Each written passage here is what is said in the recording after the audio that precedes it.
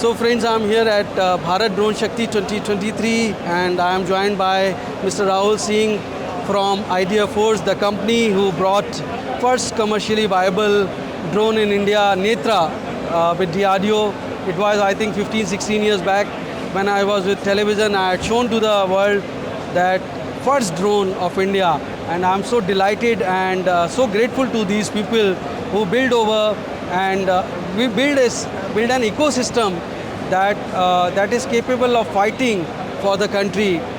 Thank you, Mr. Rahul Singh. Welcome to National Defence. So grateful. Thank you so much.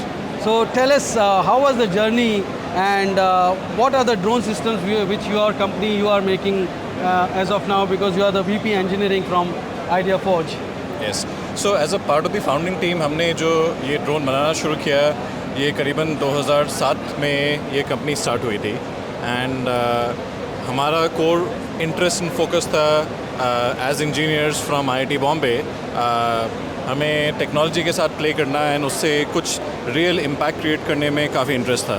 सो हमने ये चीज़ 2007-2008 से ही बनाना शुरू कर दिया था एंड जैसे आपने बताया था कि हमारा फर्स्ट प्रोडक्ट नेत्रा काफ़ी सक्सेसफुल रहा एंड काफ़ी एप्लीकेशंस में उसने हमारे टारगेट यूज़र्स को काफ़ी हेल्प किया.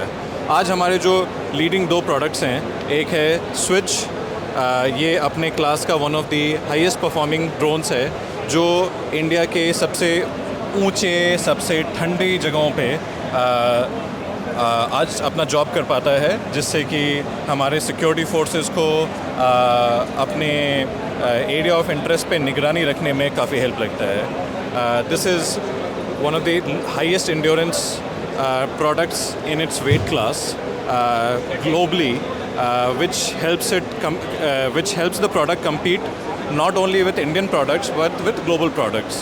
So ये products ना सिर्फ हम इंडिया में बेच रहे हैं, इस product को हम अब इंडिया से बाहर American and other international markets में भी लेके जा रहे हैं. हमारा दूसरा प्रोडक्ट है नेत्रा V4 Pro. ये हमारे नेत्रा प्रोडक्ट जर्नी का ही लेटेस्ट एडिशन है, जिसमें कि एक full vertical take off and landing class में ये one of the highest performance deliver करने वाला प्रोडक्ट है एट वेरी हाई ऑल्टीट्यूड्स. ये भी 4 से 6 हज़ार मीटर के टेक ऑफ ऑल्टीट्यूड से ऑपरेट करते हुए वहाँ पे काफ़ी लॉन्ग एंड्योरेंस दे पाता है and regular sea level conditions में very high endurance of up to 90 minutes दे पाता है. ये टाइप का एंड्योरेंस और रेंज इस क्लास में नहीं सुना गया था पहले एंड ये कैपेबिलिटी हमारे टारगेट यूज़र्स को काफ़ी एडवांटेज प्रोवाइड करता है, जो अदरवाइज़ करने में काफ़ी मेहनत एंड काफ़ी रिस्क लेना पड़ता है ऐसे एक्सट्रीम इन्वायरमेंट्स में. So what is the market potential as of now which you are seeing, like here in India, or you are also try to tap the other countries, other market? So हमारा focus both government related applications and enterprise related applications पे है. तो government related application में security and surveillance काफ़ी बड़ा application है and दुनिया में आप देखेंगे कि हर जगह जो जियोपॉलिटिकल सिनेरियो हो रहा है उसमें हर कंट्री का डिफेंस कैपेबिलिटी स्ट्रांग होना बहुत इंपॉर्टेंट है. और जो डिफेंस कैपेबिलिटी है वो अब पुराने ज़माने में heavy duty tanks and artillery से सिर्फ कंप्लीट नहीं हो पाता है. उसमें एरियल इंटेलिजेंस ले पाना बहुत ही अहम भूमिका निभाता है एंड इसके लिए ड्रोन्स का role modern security and surveillance में इतना इम्पॉर्टेंट है कि कोई भी मॉडर्न सिक्योरिटी फोर्स उसको इग्नोर नहीं कर सकता है.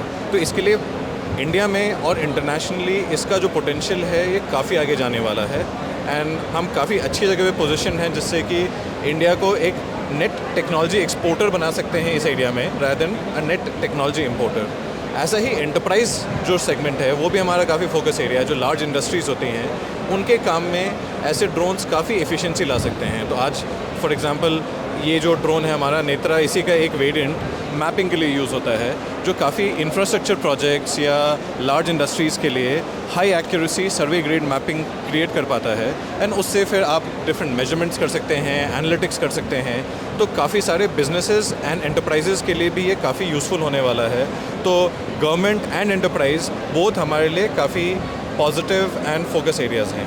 तो अभी आप लोग DRDO के साथ करते हैं रिसर्च R&D या अकेले करते हैं? पहले तो आप DRDO के साथ करते थे, तो अभी किस तरह की रिसर्च आप लोग करने वाले हैं? सो हमारा जो कोर इंटरनल स्ट्रेंथ है ऐसे प्रोडक्ट्स को रिसर्च एंड डेवलप करने का है। DRDO हमारे लिए एक तरह से हमारे एक कोलैबोरेटर थे, तो हम अलग अलग चीज़ों में अलग अलग कोलैबोरेटर्स के साथ वर्क करने के लिए ओपन रहते हैं। एंड जहाँ पे जिस कोलैबोरेटर के साथ सही वैल्यू प्रोपोजिशन का तालमेल बैठता है, उन प्रोजेक्ट्स पे हम उन कोलैबोरेटर्स के साथ काम करते हैं।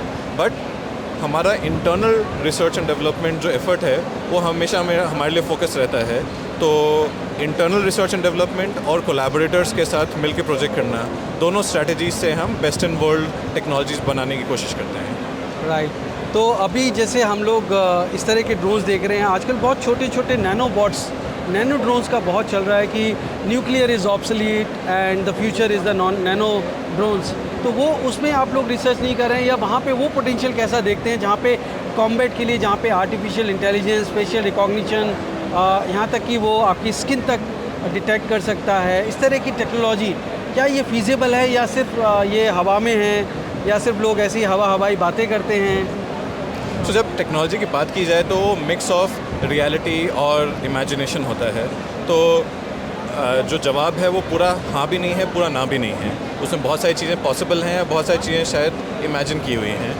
बट जो चीज़ें पॉसिबल हैं उसमें हमारे जो 3 चीज़ें बहुत इंपॉर्टेंट है कि हर प्रोडक्ट में परफॉर्मेंस हाई होना चाहिए, रिलायबिलिटी हाई होनी चाहिए, और ऑटोनॉमी हमारे लिए मतलब होता है कि उसका इंटेलिजेंस हाई होना चाहिए। जैसे आपने बोला कि AI यूज़ किया हुआ है, बट उस AI को किस चीज़ के लिए यूज़ कर रहे हैं वो समझना बहुत इंपॉर्टेंट है। तो हम इंटेलिजेंस को उन चीज़ों के लिए यूज़ करते हैं जिससे कि जो ऑपरेटर है, जो उसका यूज़र है, उसको ज़्यादा दिमाग लगाने की ज़रूरत ना पड़े, क्योंकि उसके और भी बाकी काम हैं। वो अपना प्राइमरी जॉब करते हुए इस ड्रोन के ऑपरेशन को बहुत ही लो एफर्ट में कर पाए।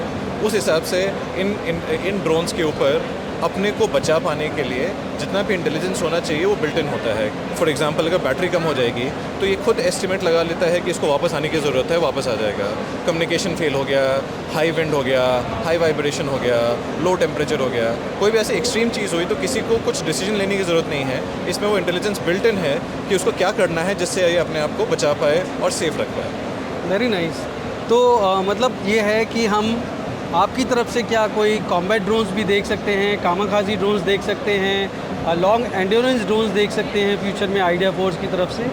सो हमारे जैसा हमने पहले भी इस चीज़ के बारे में बात की है कि हम लोग longer endurance, longer range drones के ऊपर भी डेवलपमेंट कर रहे हैं। तो अगले साल आपको हो सकता है कि ऐसे ड्रोन्स दिखें जो अभी से कहीं ज़्यादा लंबे समय तक उड़ सकते हैं और लंबी दूरी तक जा सकते हैं।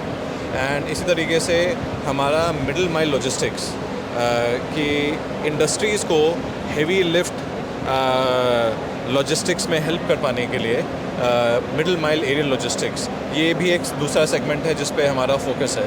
तो अगले कुछ समय में आपको इनसे रिलेटेड प्रोडक्ट्स भी दिखने के लिए मिलेंगे। तो अभी आप कौन कौन सी सर्विसेज के साथ काम कर रहे हैं एज ए सर्विस पार्टनर, और वहाँ से कैसा रिस्पॉन्स आ रहा है, और आगे आप क्या देखते हैं कि सरकार आपकी हैंड होल्डिंग करती रहेगी, या अब आप इतने केपेबल हो गए हैं कि यू कैन वॉक अलोन? सो अगर यूज़र्स की बात की जाए तो इंडिया में जो भी गवर्नमेंट के सिक्योरिटी फोर्सेस हैं, सारे ही सिक्योरिटी फोर्सेस के साथ हमने कुछ ना कुछ काम किया हुआ है। हम सर्विसेज में नहीं जाते हैं बिकॉज़ ये इंफॉर्मेशन सेफ्टी सेंसिटिव इंफॉर्मेशन होता है इन ऑपरेशंस का।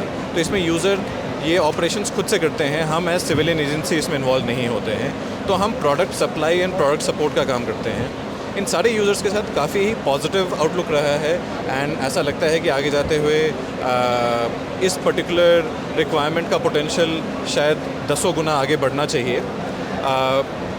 जो गवर्नमेंट का सपोर्ट का बात की आपने, मेरे ख्याल से जो गवर्नमेंट का सबसे सही तरीका है सपोर्ट करने का, वो कोई सब्सिडी नहीं है, वो है ऐसे इंडस्ट्रीज़ को बिजनेसेस दे पाना। एंड अभी पिछले कुछ सालों में गवर्नमेंट ने अपने modernization programs and technology adoption programs को काफ़ी ज़्यादा स्पीड अप किया है, जिसके कारण इंडस्ट्री को बहुत सारी अपॉर्चुनिटीज़ मिल रही हैं जो इंडस्ट्री के लिए और यूज़र दोनों के लिए ही पॉजिटिव है।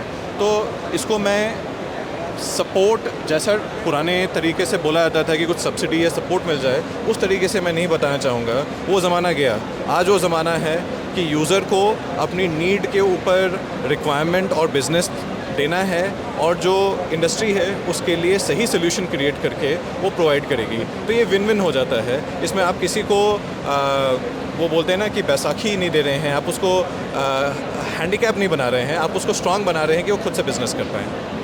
तो मैं समझता हूँ कि अभी हमारे देश में माहौल बहुत बदल गया है और जैसा राहुल सिंह जी कह रहे हैं, बीपी इंजीनियरिंग है वो और कंपनी में सीनियर पोजीशन होने के नाते वो बहुत सटीक बात कह रहे हैं कि अभी जैसे पहला था कि ऐसा लगता है जैसे फोर्सेस कोई अपना बिज़नेस जो है वो दे रही हैं, लेकिन आज हकीकत ये है कि सर्विसेज को ये एहसास हो गया है कि ये उनकी रिक्वायरमेंट है और जो बिज़नेस कंपनीज़ हैं वो उनकी रिक्वायरमेंट फुलफ़िल कर रही हैं, उसके बिना वो लड़ नहीं सकते। तो ये एक माइंडसेट चेंज हुआ है, इकोसिस्टम उसी के हिसाब से हमारे देश में बदला है और मैं समझता हूँ कि सरकार की भूमिका बहुत बड़ी रही होगी, तभी आज हम देख सकते हैं कि भारत ड्रोन शक्ति, अब चाहे वो कोई भी सरकारें रही हों, वर्तमान में हो या भूतकाल में हो, मैं समझता हूँ कि ये हमारे कुमुलेटिव एफर्ट्स रहे हैं सबके, जिसकी वजह से आज हम हिंदुस्तान इस काबिल हो गया है कि हम ड्रोन वॉरफेयर में, अनमैन्ड वॉरफेयर में दुनिया में जो टेक्नोलॉजी है, दुनिया में जो कंपनियां हैं, जिस तरह के कॉम्बैट सिस्टम्स वो बना रही हैं, उन सिस्टम्स से मुकाबला कर सकते हैं और वैसे या उनसे बेहतर सिस्टम्स हम खुद बना सकते हैं। तो भारतीयों ने, आइडिया फोर्स जैसी कंपनियों ने, राहुल जी जैसे लोगों ने ये प्रूव कर दिया है कि हमारे देश का नौजवान, हमारे देश का जो स्टूडेंट है, हमारे देश के जो इंडस्ट्री है, हमारे देश की जो फोर्सेस हैं, यूज़र्स हैं और हमारे देश की सरकार है, वो सब एक ही कदम ताल कर रही हैं और कदम ताल करते हुए वो हमारे देश को रक्षा के क्षेत्र में आत्मनिर्भर बना रही हैं।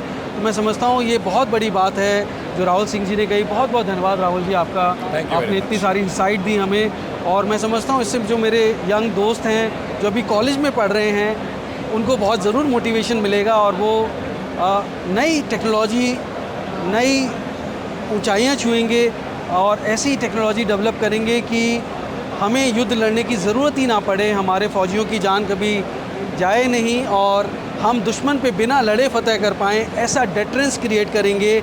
और मैं समझता हूँ कि न्यूक्लियर जैसी चीज़ें सच में ऑब्सोलीट हो जाएंगी और ड्रोन ऐसे ताकत देगा हमारे देश के लोगों को, ऐसी टेक्नोलॉजी देगा जो हम दुनिया में विश्व शक्ति बन पाएंगे। तो बहुत बहुत धन्यवाद राहुल जी, बहुत बहुत। जय हिंद, वंदे मातरम। जय हिंद।